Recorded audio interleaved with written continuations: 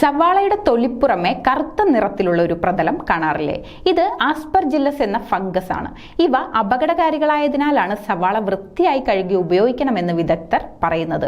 സവാളയുടെ ഏത് ലെയറിലാണ് ഈ ഫംഗസ് കാണുക, ആ ലെയർ പൂർണ്ണമായും കളയുകയാണ് ഏറ്റവും ഉചിതമായ മാർഗം.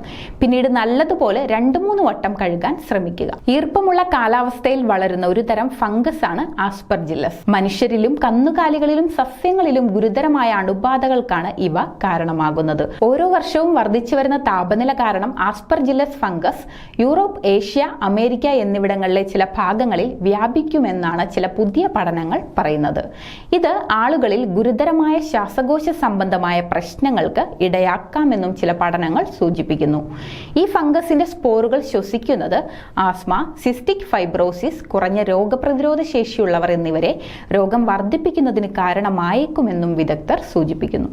കൂടുതൽ ആരോഗ്യ വാർത്തകൾക്കായി ഡോക്ടർ ലൈവ് TV സബ്സ്ക്രൈബ് ചെയ്യുക. Stay healthy.